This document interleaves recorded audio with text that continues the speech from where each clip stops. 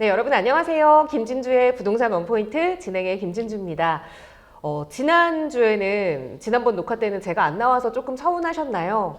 제발 그래 주셨기를 바라고 제가 건강 상태가 조금 좋지 않아서 장세별 아나운서가 저 대신 좀 진행을 했는데 후기를 보니까 더 좋았다는 후기들도 있고 또 댓글들에서도 다들 이렇게 주정훈 평가사님과 호흡이 잘 맞는다 말씀해 주시는 것 같아서 조금 서운했지만 그래도 우리 장세별 아나운서를 위해서 여러분 그렇게 배려해 주신 거라고 믿고 다시 제가 또 한 해 쉬고 돌아왔으니까 열심히 해보겠습니다. 여러분 면역 관리 잘 하시고요. 아프지 마세요. 우선 그 첫 번째 말씀드리고 자, 오늘은 지병근 세무사님과 하는 두 번째 시간입니다. 뭐니 해도 요즘 정말 이 세금과 관련된 관심이 뜨겁잖아요. 그래서 얼른 다시 모셨습니다. 세무사님 어서 오세요. 네, 반갑습니다. 반갑습니다. 네.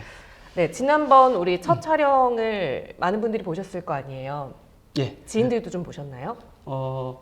저희 직원들이 보고 네. 좀 어색하다고. 어색하대요? 좀 더 자연스럽게 하라고. 그래서 저는 되게 자연스러웠던 것 같은데. 그래서 오늘 더 자연스럽게 한번 진행해 보도록 하겠습니다. 네, 기대가 됩니다.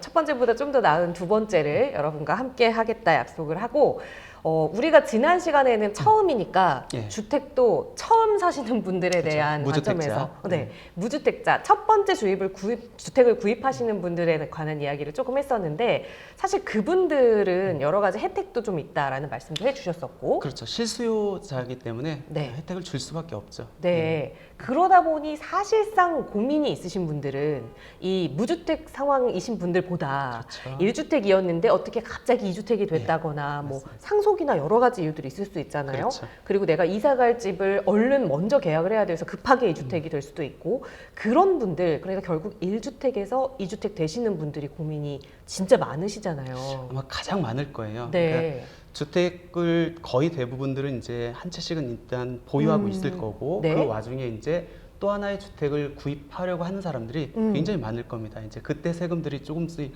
복잡해지죠. 네. 그래서 오늘은 이제 그 부분에 대해서 취득, 보유, 처분까지 한번 살펴보도록 하겠습니다. 네, 사실 무주택자는 취득, 보유 그리고 처분할 때 세금이 좀 간단하기도 간단하죠. 했고 그리고 맞습니다. 또 뭔가 이렇게 주는 혜택들도 좀 많이 있었어서 그렇죠. 기분 좋게 방송을 했는데 오늘은 화가 나지 않기를 바라면서 자 이제 그 말씀해주신 2주택자가 됐을 때 세금 문제를 하나하나 좀 풀어가 볼 텐데요.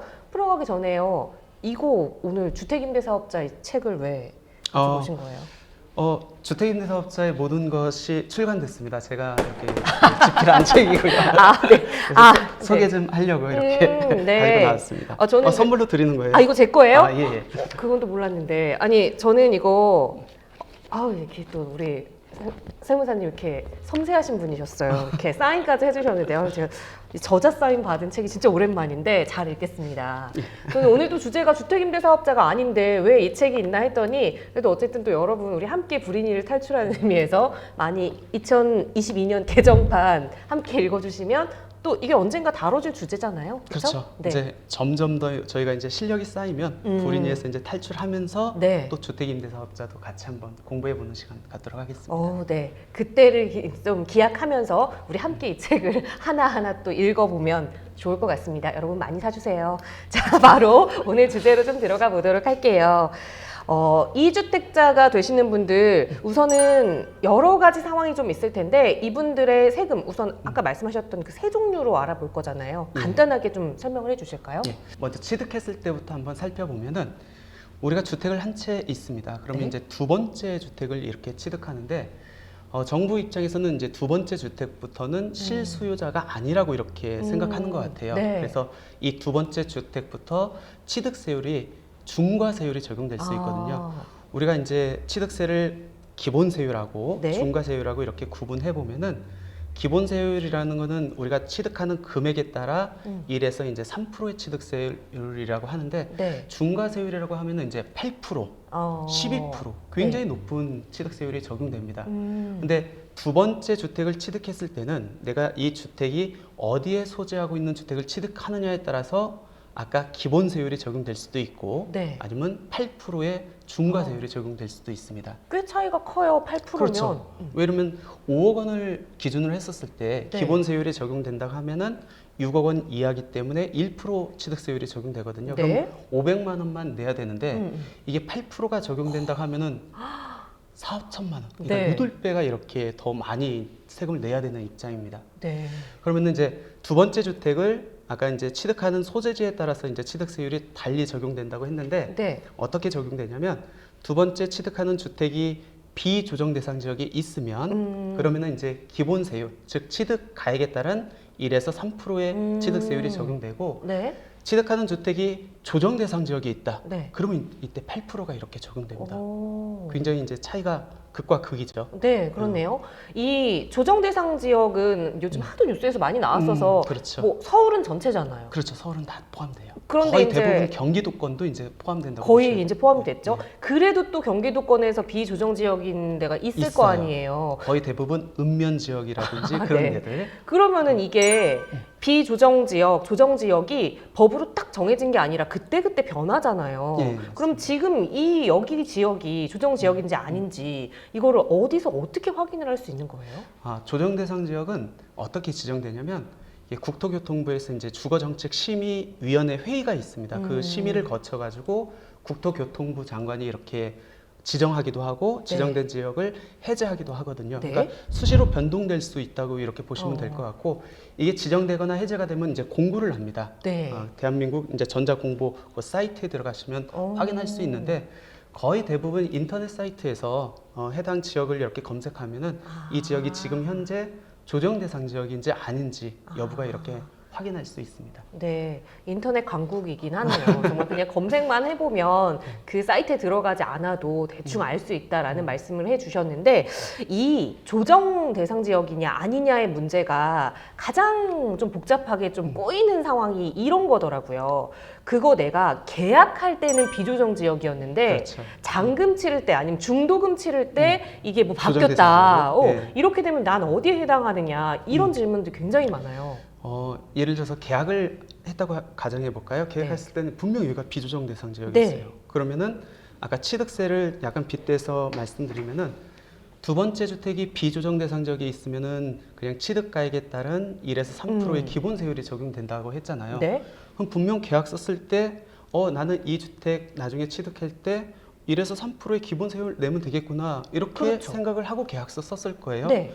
근데 갑자기 정부의 부동산 대책으로 인해 가지고 잔금을 치르기 전에 이 지역이 조정 대상 지역으로 지정됩니다. 네. 그러면 취득 시기는 잔금일이니까 원칙적으로는 8%가 적용돼야 되잖아요. 네. 그럼 이 사람들 너무 억울할 거 아닙니까? 억울해요. 네. 그렇죠. 기득권자들의 그 권리를 보호해야 되잖아요. 그래서 예외적으로 이제 특례를 허용하고 있습니다. 그래야 맞잖아요. 네. 그래서 계약일 현재 비조정 대상 지역에 있는 주택을 계약한 경우에는 내가 잔금일, 즉 취득일 현재 조정 대상 지역으로 전환됐다 할지라도 비조정 대상 지역에 있는 주택을 취득한 걸로 보고 있습니다. 네, 그러면 우리 세무사님 말씀해 주신 것처럼 어쨌든 내가 계약일 기준으로 조정 대상 지역이 아니었을 때 계약서를 써고 그리고 금융자료를 남겼다 하면 억울하실 일은 없겠어요. 예, 그렇죠? 맞습니다. 기본 세율을 맞아요. 적용받으니까.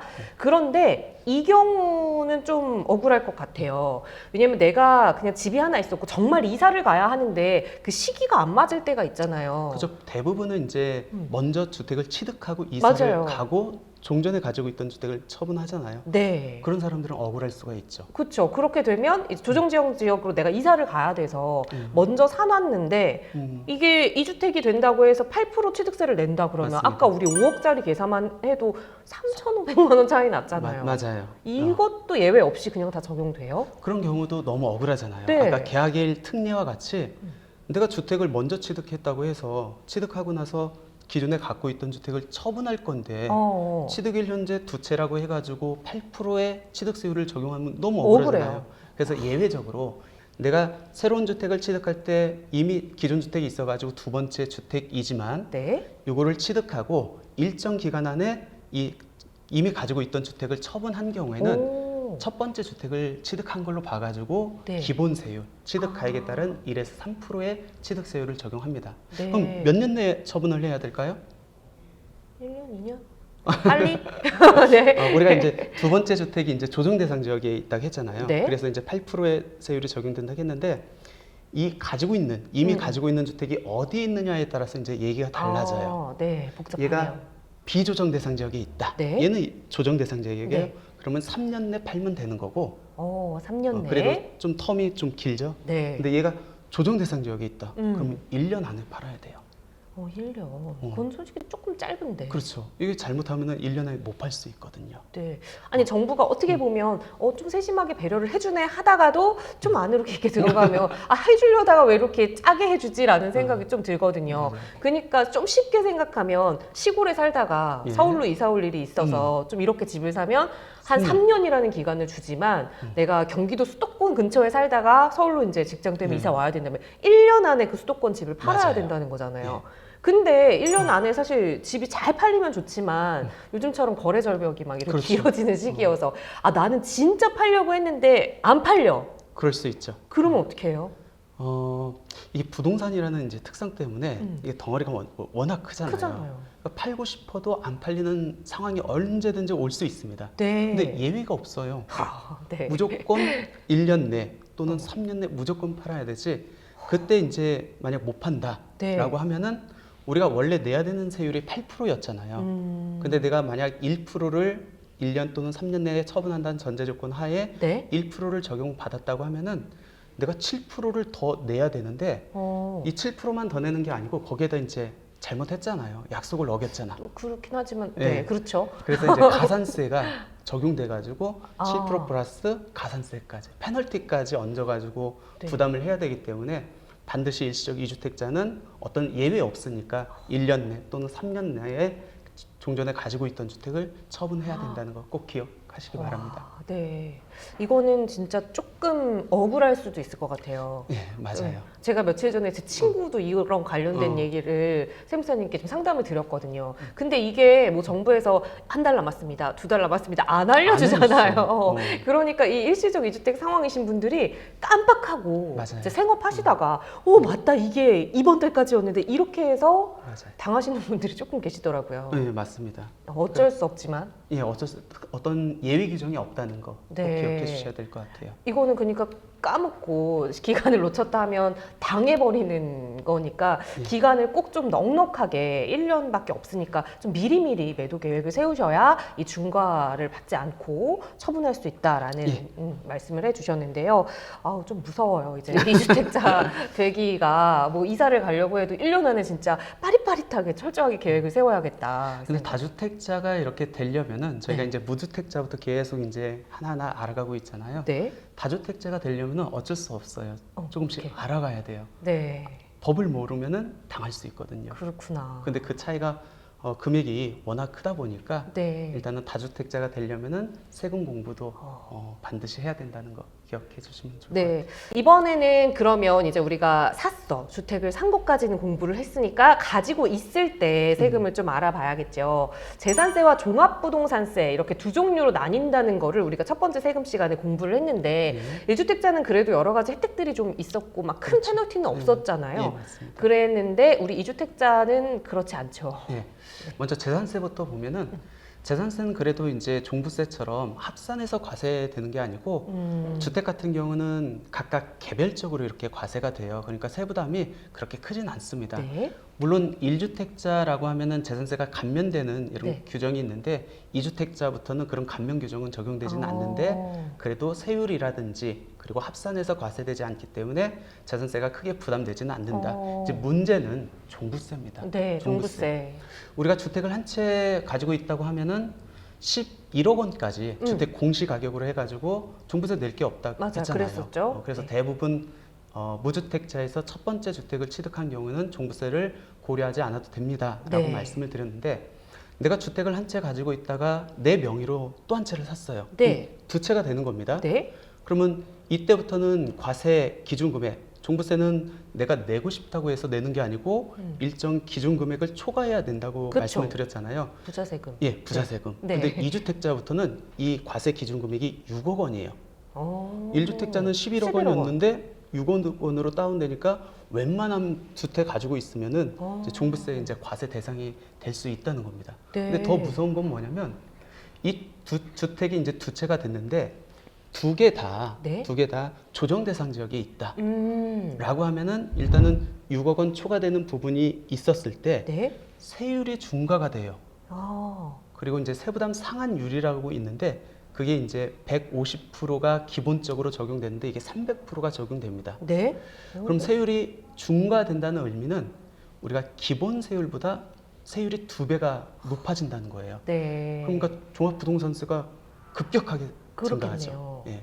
물론 두 채 중에서 네. 한 채가 비조정 대상 지역에 있다고 하면은 좀 낮은 일반 세율이 적용되고 150%의 세부담 상한율이 적용되는데 그래도 뭐 종부세 부담이 뭐 이렇게 그쵸. 적게 뭐 발생한다라고는 볼 수는 없겠죠. 네.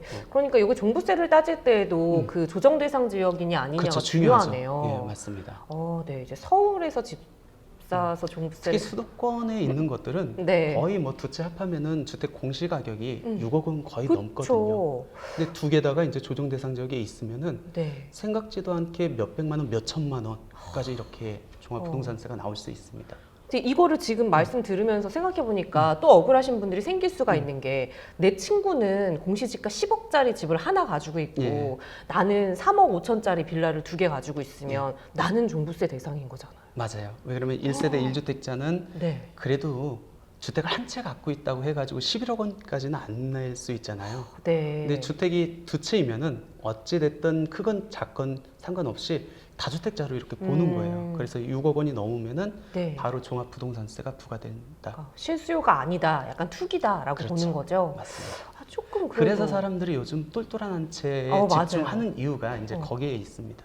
그 친구가 더 부자인데 세금은 내가 더 많이 내고 이러면 친구 배 아픈데 그죠? 맞습니다. 어쨌든 세금은 공부하면 할수록 진짜 어려운데 이런 부분들도 있잖아요. 우리가 그 종합부동산세에서 조금 더 혜택을 보기 위해서 예. 부부 공동 명의로 하시는 분들이 우리 지난 시간에 배웠잖아요. 1주택 상황일 때. 그렇죠. 근데 이제 2주택 상황을 고려하다 보니 이분들이 왠지 공동 명의로 하면 좋다 그랬어. 그러니까 첫 번째가 만약에 주택이 남편 명의야. 예. 그럼 두 번째 주택을 아내 명의로 사는 거예요. 그러면 이제 하나하나 이렇게 있으니 그렇죠. 약간 그 비슷한 개념이 되지 않을까라고 매수하신 분들이 계실 것 같아요. 맞습니다. 그게 이제 현명한 거예요. 아, 왜 그러냐면 그래요? 종합부동산세는 인별 과세제도라고 말씀드렸잖아요. 개인 것만 그냥 합산해가지고 이제 6억 원 적용 여부를 따집니다. 그러면 내가 예를 들어서 주택 공시가격이 하나는 5억, 네. 하나는 7억. 그를 내가 네 명의로 다 갖고 있으면 두 개 합하면 12억 원이니까 6억 원 초과되는 6억에 대해서 이제 부과가 될 거 아니에요. 네. 그러니까 종부세 부담이 커지죠. 커요. 네. 근데 요거를 하나는 남편이 먼저 취득했으니까 이번 취득한 거는 배우자, 부인 명의로 이렇게 취득하면은 각각 6억 원을 적용하기 때문에 네. 종부세 부담이 적어질 수 있어요. 더군다나 어디에서 또 메리트가 있냐면 두 개 다가 이제 조정 대상 지역에 있으면 네. 세율이 중과될 수 있다고 했잖아요. 네. 근데 각각 한 채 조정 대상 지역에 갖고 있으면은 그래도 조정 대상 지역에 개인을 기준으로 해서 한 채씩 갖고 있으니까 세율이 중과될 여지는 없어요. 근데 그러면 무조건 다주택자들, 특히 주택이 한 채 있다가 새로 주택을 취득한다? 네. 그러면 기존에 갖고 있는 명의자와는 다른 다른 사람. 명의자로 하는 게 종부세 측면에서는 좋죠. 굉장히 유리하죠. 네. 근데 이때 특히 주의하셔야 될 건 뭐냐면 네. 소득이 없어요. 아니 남편- 아내분이 그러니까 남편 재원으로 샀어. 그렇게 되면 이제 소득 자금 출처에 대한 이제 문제가 발생할 수 있기 때문에 그 출처 자금에 대한 소명 여부가 가능한지. 네. 물론 배우자한테는 6억까지는 줄 수 증여, 있는데 네. 그게 초과되면은 이제 증여 문제가 발생할 수 있다라는 거. 네. 어쨌든 종합부동산세에서는 각각 인당 세금이 그렇죠. 매겨지기 때문에 이렇게 따로따로 매수를 하시는 게 현명하신 거였네요. 그렇죠. 종부세 측면에서는. 네. 맞습니다. 하지만 그게 이제 어디서 이 돈이 났는지를 꼭 소명할 수 있어야 된다라는 예, 맞습니다. 점을 좀 일러주셨고, 근데 또 똑똑하신 분들이 부동산 투자 공부하시는 분들 중에 굉장히 많잖아요, 정말. 요즘에는 뭐 이런 이야기를 하다 보면 그래요? 저도 막 검색해볼 정도인데. 그 재산세 기준일이 있잖아요. 예, 맞습니다. 우리가 6월 1일부로 이 주택이 누구 거냐에 따라서 재산세가 나오니까 5월에는 이제 공인중개사 사무실이 좀 바쁘잖아요. 그렇죠. 막 빨리 넘기네 파네 막 이러시느라고. 그러면 이 종합부동산세도 똑같이 6월 1일 기준으로 가지고 있으신 분들이 뭔가 세금을 내야 되는지. 그렇죠. 네. 맞아요. 그러니까 보유세예요. 네. 그러니까 우리 주택을 보유하고 있는 와중에서 내는 세금이기 때문에 세금을 부과하려면은 1년 중에 한 날을 정해놓고 이때 보유한 사람한테 부과할게 네. 그 날을 정해야 되거든요. 우리나라는 이 날을 6월 1일로 정해놓고 있습니다. 그 이유가 있나요? 그 자기 특별한 이유는 마음대로 없어요. 네. 법에서 그냥 그렇게 정해놓고 있고 그러면 6월 1일을 잘만 기억하면은 올해 재산세도 그렇고 종부세도 안 낼 수 있다는 얘기거든요. 그렇죠. 그러면 내가 주택을 매도하는 입장이에요. 네. 그러면 잔금을 6월 1일 이전에 치른다라고 하면은 네. 올해 재산세도 안 내고 종합부동산세에서 이 주택은 또 빠지게 되네요. 네. 근데 또 매수하는 사람 입장에서는 네. 6월 1일 이후에 취득을 해야 어. 내년부터 이제 재산세를 그렇네요. 부과하니까 서로 입장이 이제 상반된 거죠. 그래서 그러네요. 가끔씩 보시면은 매수자하고 매도자하고 이제 세금을 아시는 분들 사이에 머리 싸움이 치열해요. 네. 세금을 아시는 분들은 네. 모르는 분들은 그냥 예 그렇게 할게요 하는데 어. 아는 분들은 이날을 좀 피해 가서 네. 올해 거 이제 재산세하고 종부세를 안 내려고 많이 노력을 하고 있죠. 주택이 뭐 한 채이거나 뭐 두 채 이렇게 그렇게 크지 않으면 상관이 없을 텐데 네. 다주택자 같은 경우는 특히 요즘 종부세가 너무 크기 때문에 그렇죠. 이 올해 거 재산세가 안 내느냐 아니면 네. 종합부동산세를 안 내느냐 그 여부가 세금 차이가 굉장히 커요. 네. 그렇기 때문에 그분들 입장에서는 굉장히 신경 써야 될 날이 그러게요. 6월 1일. 예. 정말 하루 차이로 그 세금이 어마어마하게 그렇죠. 늘어나고 줄어들고 할 수 있으니까. 네, 맞아요. 와, 이 종합부동산세는 정말 파도 이 어려운 사례들이 굉장히 많이 나오잖아요. 우리 이 종부세는 따로 한번 모아서 이 사례와 같이 이야기해보기로 하고, 자, 이제 취득할 때 그리고 보유하고 있을 때 두 개 알아봤으니까 세 번째죠. 처분할 때 우리 양도소득세가 좀 남아 있어요. 양도소득세는 이주택자분들이 가장 신경 쓰는 부분이잖아요. 그렇죠. 그러면은 신경을 얼마만큼 쓰느냐에 따라서 세금을 안 낼 수도 있고 아니면 잘못하면은 중과 제일 그러니까 양도 무서워요, 차익이 거의 중과. 뭐 60% 70%까지 이렇게 낼 수 있기 때문에 네. 더욱더 이렇게 신경 써야 됩니다. 그러니까 내가 주택을 한 채에 있는 상황에서 새로운 주택을 취득을 합니다. 그러면 이주택자가 된 거예요. 네. 그 상황에서 이제 주택을 한 채 팝니다. 보통은 이제 종전에 갖고 있던 주택을 많이 팔겠죠. 네. 이 주택을 팔았을 때 우리가 양도소득세에서 가장 큰 혜택이 비과세거든요. 네. 세금을 안 내는 거. 근데 그 비과세를 적용받으려면은 양도일연제 하나의 주택을 갖고 있어야 돼요. 원칙적으로. 근데 내가 하나를 갖고 있다가 새로운 주택을 산 상태에서 기존 주택을 팔면은 양도일연제 두 채잖아요. 네. 그럼 원칙적으로 비과세를 못 받겠죠. 그렇죠. 근데 이것도 아까 취득세에 살펴본 것처럼 억울할 수 있잖아요. 그쵸. 내가 이사를 가기 위해서 먼저 주택을 취득한 것뿐인데 네.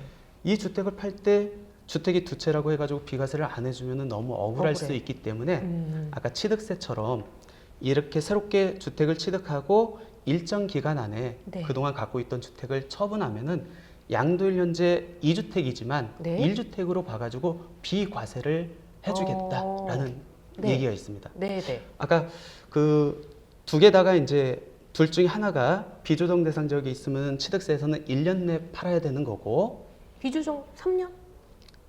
그렇죠. 그쵸? 비조정은 저 열심히 공부하죠? 비조정이 있으면 3년 내에 이렇게 팔아야 되는 거고 네. 두 개다가 이제 조정이 있으면 1년 내에 1년. 이렇게 팔아야 된다고 했잖아요. 네. 그거하고 내용이 비슷해요. 그래서 내가 신규 주택, 새로운 주택을 취득하고 나서 네. 둘 중에 하나가 비조정에 있다고 하면은 3년 내 팔면은 양도일연제 두 채임에도 불구하고 비과세를 적용받을 수 있고 네. 근데 두 개다가 이제 조정 대상 지역에 있어요. 네. 그러면은 1년 안에 팔아야 됩니다. 그러니까 시간이 굉장히 타이트하죠. 그렇네요, 이것도. 그리고 또 하나 요즘 이제 강화된 게 뭐냐면 이 비과세 특례는 2주택임에도 불구하고 이제 비과세 특례를 주는 거기 때문에 네. 앞으로는 이제 실수요자들한테만 혜택을 주겠다라고 해가지고 최근에 강화된 게 뭐냐면 신규 주택을 취득했으면 취득한 날로부터 1년 안에 네. 이 주택에 전입을 하래요. 전입을 안 하면은 이제 비과세 특례 안 해주겠다는 겁니다. 팔고 실제 들어가 살기까지 해야 그렇죠. 되는 거죠. 엔드 요건이에요. 그러니까 1년 안에 팔고 1년 안에 전입하고. 네. 그러니까 계속 얘기를 하는 거지만 정부가 세심하게 좀 배려를 해주네 했다가 들어가 보면 아 뭐야 이렇게 급하게 약간 이렇게 짜게 약간 이런 마음이 들어요. 특히 이제 조정 대 조정이 있었을 때 네. 더 그런 것 같아요. 뭐 수도권에 사시는 분들은 거의 다 이사할 때 겪는 일이 될 텐데 네. 근데 이제 1년 안에 나간다고 했잖아요. 근데 우리가 그렇죠. 보통 임대차 계약을 맞출 때 嗯 2년으로 맞추잖아요. 그렇죠. 근데 난 저 집에 꼭 가야 돼서 저 음. 집이 이제 좀 시간도 넉넉하고 해서 계약을 했는데 이제 1년 안에 내가 들어가야 되잖아요. 그렇죠. 비과세를 받으려면. 근데 세입자가 갑자기 이제 음. 못 나가겠다. 그렇죠. 그런 부분이 이제 실무적으로 문제가 되겠죠. 네. 그러면 내가 취득할 때 이 주택의 임대차 계약이 이제 존재하고 있어요. 네. 그럼 나는 이 취득하고 나서 1년 안에 이 주택에 이제 들어가야 가야 되는데 되잖아요. 이사를 가야 되거든요. 네. 근데 기존의 매도인하고 임대차 계약이 내가 1년이 될 때 안 끝났어요. 네. 그럼 들어가고 싶어도 현실적으로 못 그러니까요. 들어갑니다. 네. 그럼 불합리한 케이스를 없애야 될 거 아니에요. 네. 그래서 이제 배려를 한 게 뭐냐면 아, 또 있어요. 예. 내가 취득할 때 임대차 계약 기간, 네. 임차인 기간까지 내 전입 시기하고 종전주택 1년 안에 팔으라는 그 기간을 연장해 주겠다. 아. 그러면 최대 연장을 해줘봤자 우리 주택임대차보호법상 임대기간이 2년이니까 2년을 한도로. 아. 그래서 그때만 예외적으로 종전주택의 양도 기간하고 신규 주택의 전입 기간이 연장된다. 유일한 예외 케이스라고 보시면 될 것 같아요. 네. 왠지 이것도 앞에 사례랑 비슷하게 억울하게 당해야 될 줄 알았는데 다행히 뭔가 이게 전세 임대차가 껴 있어서 그럴까요? 이거는 또 예외 조항이 있었네요. 그러니까 최대 세입자가 있으면 2년까지는 그게 하나 문제 있어요? 한번 네. 드릴까요? 아, 또 문제. 아, 네. 세입자의 임대차 기간까지 이제 종전주택의 이제 양도 기간, 네. 신규 주택 전입 기간이 연장된다고 했는데 네. 요즘 임대차 3법 때문에 음. 세입자들이 계약갱신 요건을 행사할 수 있거든요. 그쵸. 더 어. 산다. 더 산다. 네. 그러면 딱 한 번에 한해서 2년 동안 더 살 수 그쵸. 있습니다. 그럼 난 1년 안에 들어가려고 했는데 임대차 기간이 있어가지고 그 기간까지 연장됐어요. 네. 근데 이 세입자가 저 더 살게요. 임대차 계약 요건을 행사를 했습니다. 네. 그때까지 연장이 될까요, 안 될까요? 에이, 저는 이건 알죠, 답을. 어. 이거 실거주를 하게 되면은 세입자 나가야 되는 거 아니에요? 맞아요. 맞죠? 그 에이. 제도 때문에 음. 뭐 갱신된 임대차 계약까지는 연장되진 않습니다. 네. 에이, 맞아요. 저를 너무 물러보셨네. 역시 그 부동산 부동산과 관련돼서 이렇게 계속 그 아나운서 하고 이렇게 하다 보니까 상담하시다 보니까 역시 생각보다 굉장히 많이 아세요. 이거 기본 아닌가요? 사실은 기본 아니고요. 지지난 시간에 이동철 변호사님한테 배웠어요. 그렇구나. 여러분들 기억나시죠? 임대차 계약 갱신할 때 이 갱신이 안 되는 몇 가지 요건을 맞아요. 이렇게 법률로 다 읽어주셨거든요. 어. 그래서 배운 겁니다. 네. 너무 또 잘난 척하다가 또 밑바닥 드러나니까 여기서 다 솔직하게 말씀을 드리고 자 지난 시간에는 최초 구입자 그러니까 1주택자들의 상황을 살펴봐서 그렇게 복잡하거나 억울한 일들이 많이 없었던 것 같은데 오늘은 좀 이렇게 겉에만 가볍게 살펴봤는데도 너무나 복잡하고 억울할 수 있는 사례들이 좀 많이 있는 것 같아요. 우리 2주택자 상황의 이 세 가지 세금 좀 마지막으로 정리를 한번 해볼까요? 해주실까요? 네. 2주택자부터는 이제 실수요자라고 일단은 원칙적으로 안 보고 있습니다. 그렇기 때문에 주택을 이제 두 번째 취득할 때부터 취득세도 그렇고 종합부동산세도 그렇고 양도소득세도 그렇고 네. 세금이 이제 중과될 수 있다.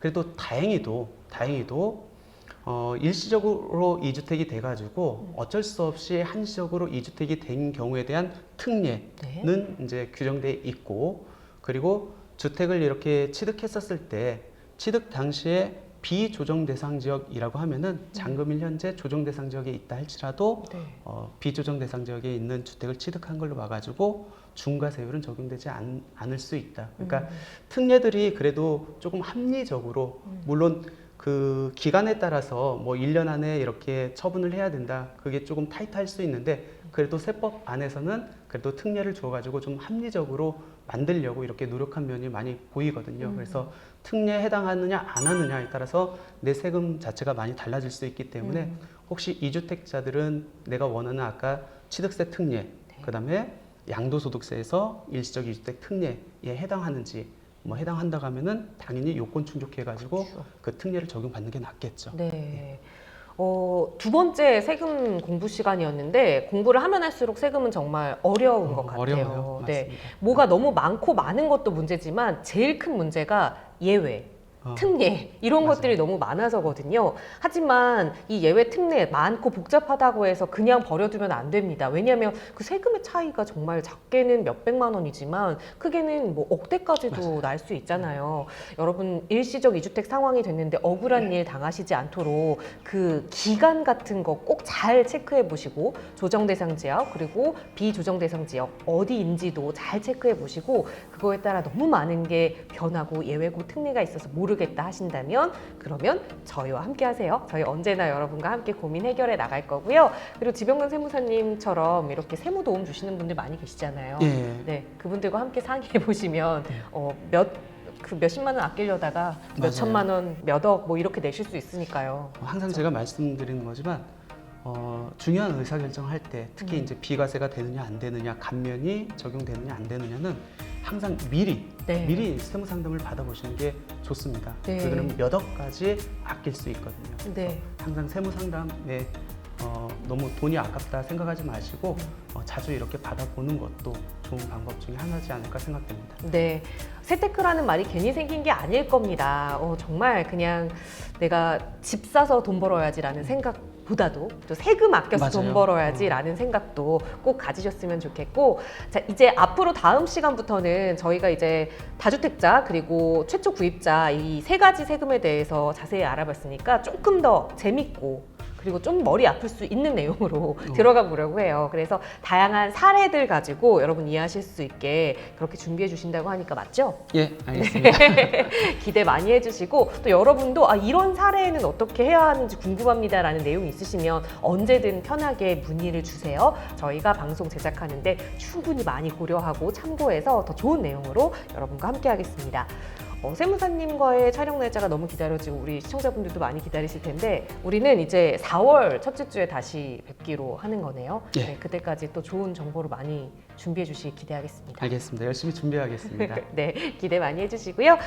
저희 다음 이 시간에는 이동철 변호사님과 함께 아까 저한테 그거 임대차법 알려주셨던 변호사님과 또 법률 공부해보는 시간 가져볼 테니까 다음 시간에도 많은 관심 부탁드리고요. 그리고 언제나 좋아요, 구독 그리고 알림 설정은 필수인 거 아시죠? 궁금한 내용 있으시면 댓글로도 많이 문의 주시고요. 저희는 다음 이 시간에 또 알찬 부동산 정보로 여러분과 함께 할게요. 여러분 오늘도 고맙습니다. 감사합니다.